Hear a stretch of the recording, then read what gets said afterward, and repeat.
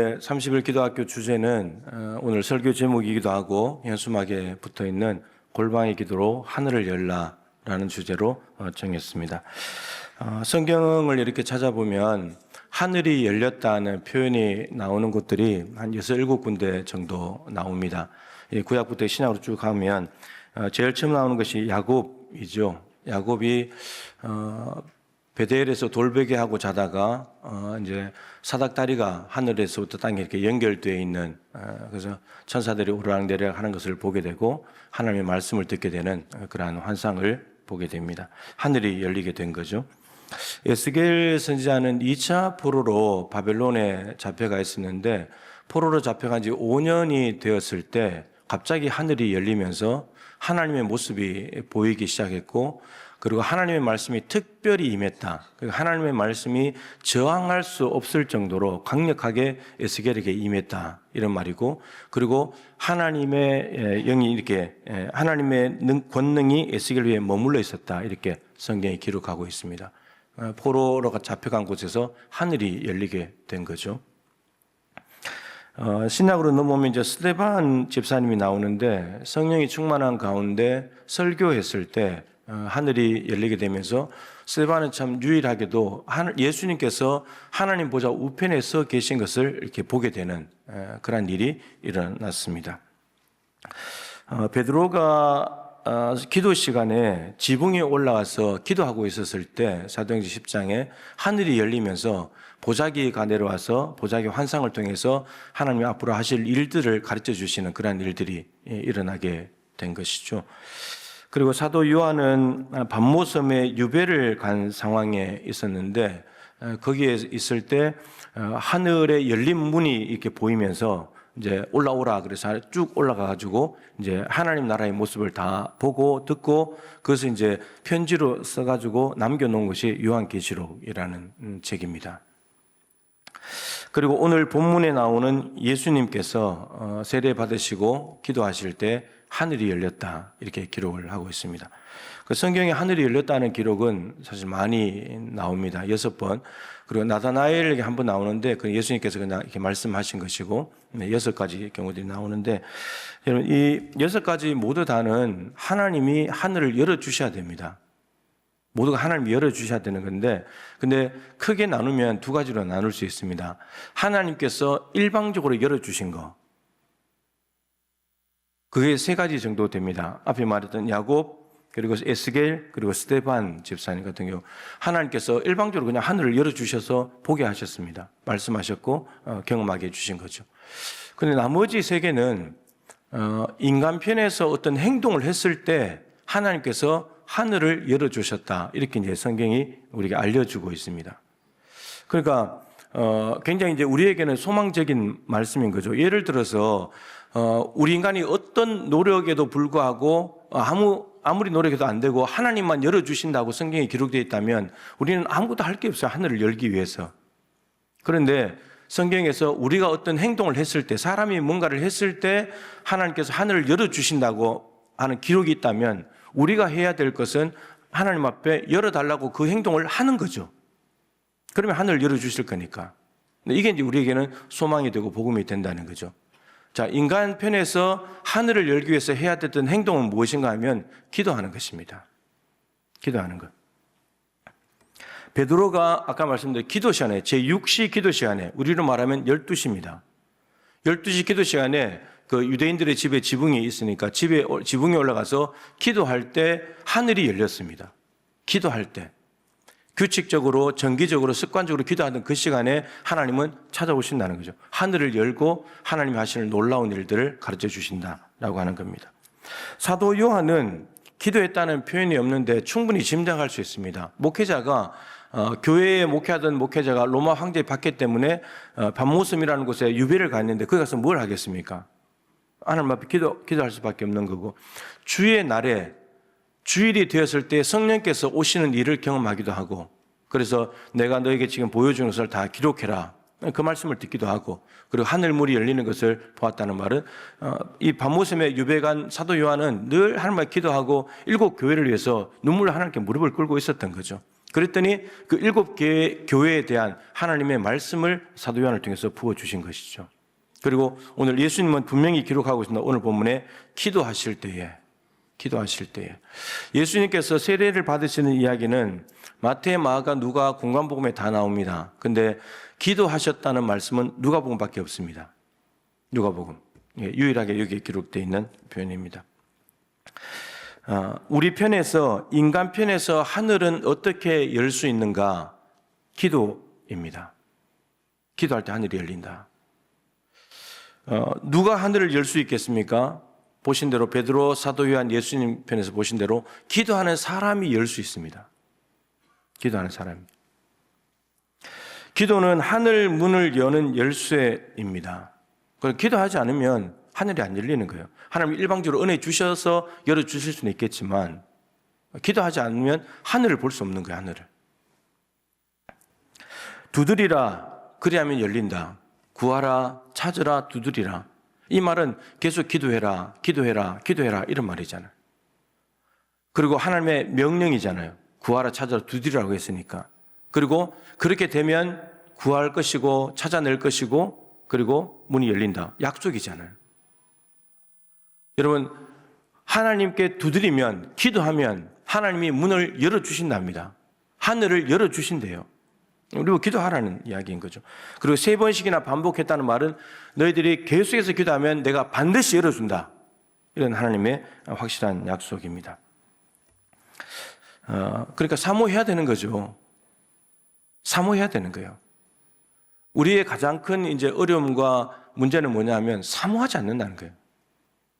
하늘을 열어주시기를, 하늘이 열리는 은혜를 사모하지 않는다는 거예요. 그냥 이 땅에서 돈만 좀 더 있으면 되고 좀 더 잘 먹고 잘 살면 되는 거고 그런 걸 원하지 하늘을 열어달라고 이야기하지 않는다는 거예요. 사모하지 않는다는 거예요. 네. 자, 이제 뒤에 가면 왜 하늘을 반드시 열어야 되는가를 말씀드릴 텐데 여러분들 그 선한 욕심을 좀 가지면 좋겠어요. 의에 줄이고 목마른 자가 복이 있잖아요. 줄여야 되는데 하늘에 대해서 목마르지 않고 줄이지 않으니까. 자, 그런데 두드리기만 하면, 기도하기만 하면 누구나 다 하늘을 열 수 있는가? 그건 또 그렇지 않습니다. 누구나 다 기도할 수 있지만 그렇다고 해서 아무한테나 다 열어주시는가? 그렇지 않습니다. 무엇이 문제가 하면 죄가 문제입니다. 우리 마음에 죄악을 품으면 하나님이 우리의 기도를 듣지 않으신다. 이런 죄의 힘은 하나님과 우리 사이를 갈라놓는 거잖아요. 그래서 이사야 59장에 하나님의 손이 짧아서 너희들을 구원하지 못하시는 것도 아니고 귀가 둔해서 듣지 못하시는 것도 아니다. 그 이스라엘 백성들 입장에서 왜 하나님 우리 소리를 안 들으시지? 왜 우리를 안 구해 주시는 거야? 하나님의 능력이 모자란 거야? 하나님이 귀가 먹었어? 귀를 안 들으시는 거야? 이렇게 말하고 있을 때 이사야 선지자가 얘들아 그런 게 아니야. 하나님 편에 문제가 있는 것이 아니야. 오히려 너희 죄가 너희와 하나님 사이를 갈라놓은 거라고. 너희 죄가 문제라고. 하나님 편에 전혀 문제 없다고. 하나님은 듣고 싶다고. 하나님은 손으로 권능의 손으로 구해주고 싶다고. 근데 너희들이 죄악이 있으니까 그럴 수가 없다고. 그래서 죄 문제 처리해. 그러면 내가 너희들 기도를 들을 것이고 손으로 구원해 줄 것이다. 그게 하나님의 약속입니다. 그러니까 죄는 우리 하나님과 우리 사이를 갈라놓는 힘이 있는데 그 힘을 무기력하게 만드는 방법은 회개하는 것밖에 없어요. 회개하면 죄의 먹구름이 걷어집니다. 그러면 하나님의 영광의 찬란한 빛이 우리에게 비치게 되는 거죠. 회개로 죄를 없애야 문도 열립니다. 그런데 회개도 기도하는 사람이 회개합니다. 기도하던 사람이 기도하다가 죄가 깨달아져서 회개를 하는 거죠. 기도하지 않는 사람은 회개 잘 못합니다. 그러니까 기도 자리에 와서 일단은 죄를 회개하고 깨끗하게 하고 난 뒤에 그렇게 간절히 기도하면 이제 하늘이 열리게 되는 거죠. 하늘은 왜 열어야 될까요? 가만히 있는 하늘 내버려 두지. 굳이 하늘을 열어야 될까요? 자, 열어야 됩니다. 왜냐하면 신명기 28장 12절에 보면 하늘에는 아름다운 보고가 있대요. 보물창고가 있대요. 보물창고. 그리고 야고보서 1장 17절에는 온갖 좋은 은사와 온전한 선물이 위로부터 빛들의 아버지께로부터 내려온다고 되어 있어요. 우리에게 필요한 온갖 좋은 은사와 온전한 선물들은 저 위에서 오는 거예요. 위에서. 하나님의 보물 창고에 있는데 거기를 열어야만 우리에게 쏟아진다는 거예요. 근데 그것을 여는 방법이 기도라는 거죠. 기도를 통해서 보물 창고를 열게 되면 하나님께서 우리에게 주시는 온갖 좋은 은사와 온전한 선물이 내려오게 된다라는 겁니다. 여러분, 이 세상을 살아갈 힘과 능력은 위에 있습니다. 아래에 있는 게 아니라고요. 위에 있습니다. 우리에게 필요한 귀한 선물은 하나님이 주십니다. 그래서 야고보서 1장 17절 그 앞에 15절에 욕심인 태양대 죄를 낳고 죄가 장성한 사망을 낳는다. 욕심 부린다고 얻을 수 있는 게 아니라는 거예요. 형제들아, 속지 말아라. 온갖 좋은 은사와 선물, 우리에게 필요한, 이 땅에 살아가는데 필요한 온갖 좋은 은사와 선물은 욕심 부린다고 되는 것이 아니고 위로부터 내려오는 것이기 때문에 하나님께 구해야 된다는 거예요. 우리가 엉뚱한 걸 가지고 이 땅을 살아가려고 한다는 겁니다. 위로부터 능력을 받아야 이 땅을 살아갈 수 있는데, 예수님 또 내려오셨잖아요. 우리에게 가장 귀중한 선물, 이 사순절에 가장 귀중한 선물, 예수님도 위에서 내려오셨잖아요. 위에서. 땅을 사는 방법이 하늘에 있고 아래를 사는 능력이 위에 있습니다. 그렇기 때문에 하늘을 열어야 되는 거예요. 무조건 열어야 되는 거예요. 자, 하늘이 열리면 무슨 일이 벌어질까요? 어떤 좋은 은사와 선물이 내려올까요? 자, 오늘 본문을 통해서 예수님이 기도하실 때 어떤 일이 벌어졌는가 두 가지를 기록하고 있습니다. 첫 번째는 뭐냐면 하나님의 음성이 들려옵니다. 22절이죠. 너는 내 사랑하는 아들이라 내가 너를 기뻐하노라. 여러분, 가끔씩 여러분들 이제 기도하시는 분들은 알 수 있을 텐데, 기도하거나 이제 은사가 있는 분에게 이렇게 기도를 이렇게 받아보면 처음 하시는 하나님의 말씀이 뭐냐면 내 사랑하는 아들아, 내 사랑하는 종아, 이렇게 시작해요. 첫 마디가. 그러니까 기도할 때 하나님께서 하나님의 음성이 들려오는데 처음 들려주시는 늘 음성은 뭐냐면 내 사랑하는 아들아, 내 사랑하고 사랑하는 아들아, 이렇게 불러요. 하나님의 사랑의 음성을 들을 수 있는 것이 기도할 때 들을 수 있습니다. 하나님의 음성이, 하나님의 말씀을 듣는다는 것 자체가 은사죠. 얼마나 귀한 선물입니까? 하나님의 음성을 들어야 되잖아요. 말씀을 받아야 되잖아요. 그게 선물이잖아요. 하늘이 열려야 하나님의 음성이 들리고 말씀이 들려야 믿음도 생깁니다. 말씀을 들어야 믿음이 생깁니다. 그리고 하나님 말씀 안에는 하나님의 뜻과 계획이 들어있습니다. 하나님의 소원, 하나님의 능력이 들어있습니다. 그걸 알게 돼요. 그러니까 기도하지 않는 사람은 하나님의 음성을 듣지 못하게 되고 하나님의 말씀, 하나님의 음성을 듣지 못하게 되면 하나님이 지금 무슨 계획을 가지고 계신지, 하나님이 무슨 일을 하려고 계신지를 전혀 알지를 못한다는 거예요. 그러면 자기 생각대로, 자기 방식대로 그냥 살아가는 거죠. 에스겔 아까 말씀드렸는데 포로민들에게 하나님께서 포로로 잡혀간 에스겔에 말씀을 하신 이유는 포로로 잡혀간 이스라엘 백성들에게 말씀 사역자로 섬기기 위해서입니다. 에스겔 자신을 위한 것이 아니고 포로로 잡혀간 이스라엘 백성들에게 소망의 메시지를 주려고, 하나님이 너희들이 포로로 잡혀간 땅에서도 너희들의 기도를 들으신다고, 나에게 포로로 잡혀온 나에게도 하늘이 열리고 말씀이 임한 것처럼 너희들에게도 하나님의 말씀이 있다고, 하나님께서 말씀하시는 거라고, 그래서 포로살이 다 끝나고 돌아가게 될 거라고 희망의 메시지를 주시기 위해서 에스겔 선지자를 사용을 하시는 거죠. 에스겔은 그러니까 기도를 통해 하늘을 열어버리면 말씀을 먼저 듣게 되고 그 소망의 말씀을 가지고 전파했을 때 모두가 하나님의 말씀 안에서 위로와 소망을 가지게 된다는 거예요. 이 도구로 쓰임받게 되는 거죠. 베드로도 기도할 때 하늘이 열렸잖아요. 보자기의 환상을 하나님께서 말씀하신 이유는 부정한 짐승을 잡아먹으라. 하나님께서 잡아먹을 수 없습니다. 부정한 건데요. 내가 깨끗하다 한 것을 네가 부정하다고 말하지 말아라. 이게 무슨 뜻일까 생각할 때 성령께서 고넬료 집에서 보낸 사람들이 왔고 따라가라. 내가 보낸 사람들이다. 따라갔고 고넬료 이방인의 집에 갔을 때 왜 보낸지를 알게 됐죠. 할례를 받아야 이방인들이 구원받는 것이 아니라 십자가와 부활의 복음을 선포할 때 저들에게도 성령께서 임하시고 저들도 구원받는다는 것. 이방 선교의 획을 긋는 사건이 일어나게 됩니다. 베드로는 유대인이기 때문에 유대 편협주의에 사로잡혀 있는 사람이에요. 선민의식에 우리만 구원받는다. 근데 베드로의 시각을 확 열어버리고 예루살렘, 온유대, 사마리아, 그 다음에 땅끝인데 땅끝으로 하나님의 복음을 연다는 신호탄으로 고넬료를 주님 앞으로 돌아오게 만든 것입니다. 이것이 기도하는 사람에게 하늘이 열린 상황에서 일어났다는 거죠. 하나님의 음성이 들려와서.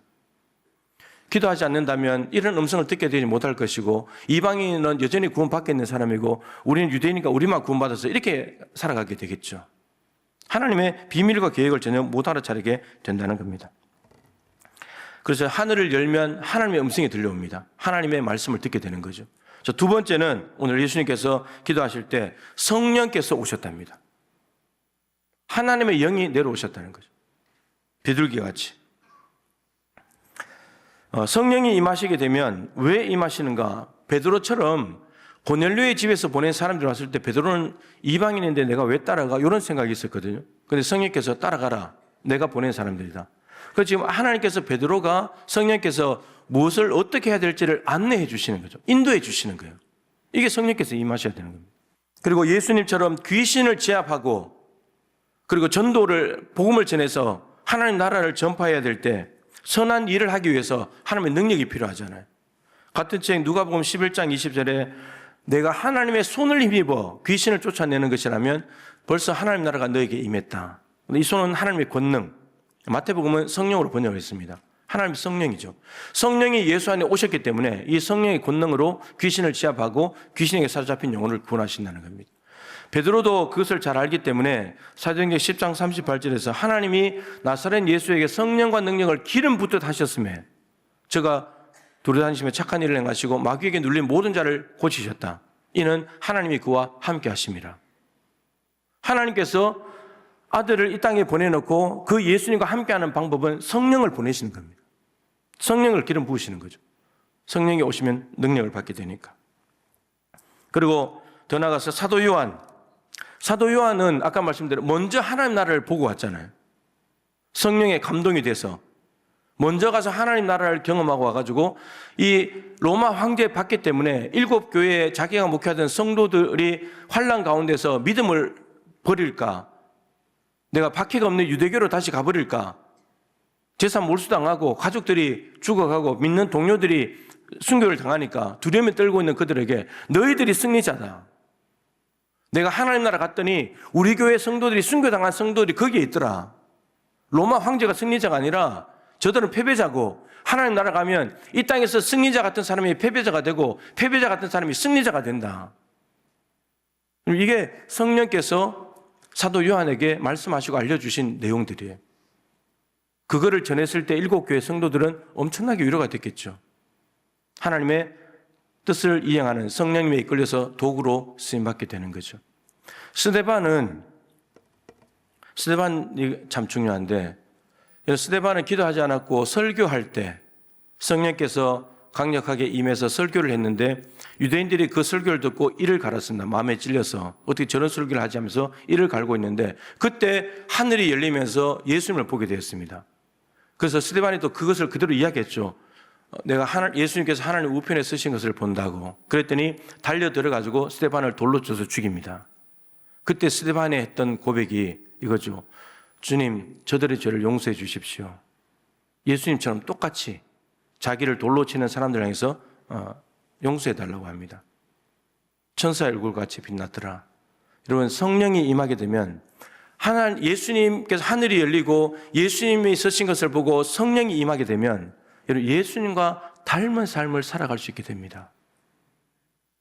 십자가에 죽었다고 믿었는데 그 예수님께서 하나님 보좌 우편의 영광 가운데 계시니까 나도 이 길을 가야지. 내가 순교하더라도 예수님처럼 저들을 용서하고 예수님 닮은 삶을 살아서 나도 저기에 가야지. 이게 성령의 능력이 아니고서는 안 되는 일입니다. 성령이 임하게 되면 사랑의 열매가 맺히잖아요. 여러분, 하늘이 열린 장소가 어디입니까? 광야 도망하던 그 광야에서 돌베개 베고 자던 곳, 포로로 잡혀간 땅, 이방 땅에서, 지붕에서, 요단강에서 세례받을 때, 예루살렘에서 설교할 때, 그리고 유배간 곳에서. 여러분, 하나님은 어디에나 계시고 그곳에서 기도를 들으시고 하늘을 열어주신다는 것을 알 수 있는 거죠. 이걸 통해서. 우리가 생각할 때는 교회에 모여서 막 뜨겁게 집회를 하고 이래야지 평안할 때 하늘을 열어주실 것 같잖아요. 다 삶의 자리가 힘들어요. 삶의 자리가 힘듭니다. 근데 힘든 자리 가운데서도 하나님께서 하늘을 열어주셔서 은혜를 베푸는 사람들이 있더라는 거죠. 기도하니까 유배간 곳에서도 하늘을 열어주시더라는 겁니다. 그런데 하물며 이 성전에 모여서 하나님의 피값 주고 사신 우리 동부교회, 주는 그리스도시여 살아계신 하나님의 아들이십니다라는 신앙 고백이 있는 이곳에 모여가지고 합심하여 기도하는데 하늘 문을 열어주시지 않겠습니까? 당연히 열어주시겠죠. 예수님에게 일어난 오늘 본문의 사건은 뭐냐면 공생애를 시작하는 시작점입니다. 공생애가 뭡니까? 자기 개인의 삶이 아니라 공동체, 공적인 삶을 시작하는 거죠. 예수님이 이 땅에 오신 것은 자신을 위해서가 아니라 이제 하나님께서 음성을 들려주시고 성령이 임한 이유는 자신을 위한 삶이 아니라 모든 사람들, 공적인 삶을 위해서 주셨다는 거죠. 그런데 그곳에 삼일체 하나님이 함께 계십니다. 기도하는 그곳에 예수님께서 계시고 하나님의 음성이 들려오고 성령이 임했습니다. 우리도 기도하는 곳에 있을 때, 예수님의 이름으로 기도할 때 하나님의 음성이 이곳에 들려오게 될 것이고 성령께서 임하시게 되면 기도하는 자리에 삼위일체 하나님이 계시면서 얼마나 귀하고 복된 자리가 되겠습니까? 2026년도 교회 표어 그리고 세 가지 목표는 우리 교회의 공생입니다. 모든 사람들이 함께 추구해야 될 공동의 목표인 거죠. 공생애가 시작된 거예요. 그리고 직분 받으신 분들, 교회 이런저런 봉사하시는 분들, 여러분 지금 다 공생애를 살고 있는 겁니다. 여러분 개인을 위해서 지금 직분 받고 봉사하는 게 아니니까요. 교회를 위해서, 주님의 영광을 위해서 직분 받고 봉사하는 것이니까 공생애가 시작이 된 거예요. 이 공생애를 어떻게 할 거냐는 거예요. 예수님의 공생애는 하늘을 열고 시작했습니다. 하나님의 음성을 듣고 시작했고 성령의 권능을 받아서 공생애를 시작했습니다. 우리도 동일한 길을 가야 되지 않겠습니까? 우리도 하늘을 열고 하나님의 음성을 듣고 하나님이 어떻게 하기를 원하시는지 깨닫고 성령의 능력을 받아서 해야 되겠죠. 그런데 하늘은 열지 않고 닫아놓은 채로 시작하면 내 노력과 능력으로 하겠죠. 내 방식대로 내 뜻대로 하겠죠. 하고 나면 그것이 내 자랑이 되고 내 공로가 되겠죠. 그러고 나면 마지막에 가면 정말 허탈하고 허무합니다. 하늘을 열고 하나님의 음성을 듣고 성령의 능력으로 하게 되면 내가 했다고 할 수 있겠습니까? 하나님이 하셨다고 해야지. 하나님을 자랑하게 되지. 하나님께 영광을 돌리게 되겠죠. 전혀 다른 삶을 살게 된다, 이런 말이죠. 30일 기도학교를 위해서 많이 심었습니다. 새벽에도 심고 매일 저녁마다 나와서 기도하시는 분들을 심었습니다. 하늘에 올라간 기도가 점이 아니라 선이 되었습니다. 선으로 기도를 쫙 해놨기 때문에 여러분 이제 내일부터 이 선이 끊어지지 않도록 이제 우리 모두 다가 쭉 이어서 가야 됩니다. 우리 교회의 기도는 점이 아니라 선이 되어야 합니다. 기도들이 되어야 되는 거죠. 기도들.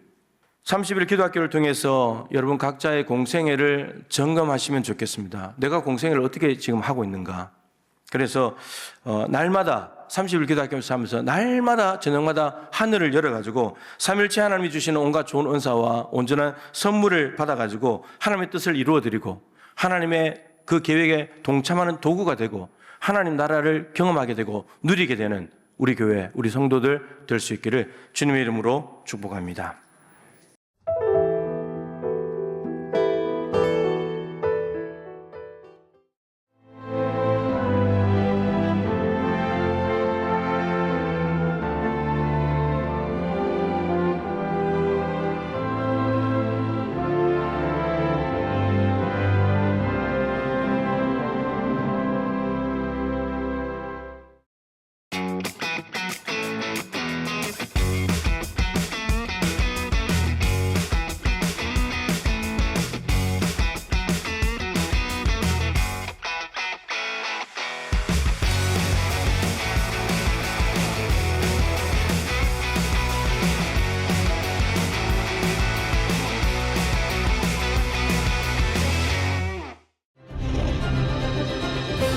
기회는 준비된 도시를 선택합니다.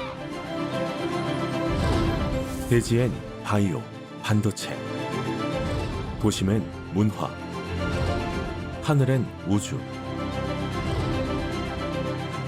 대한민국 미래 산업의 새로운 가능성을 열어가는 곳. 격이 다른 도시, 순천입니다.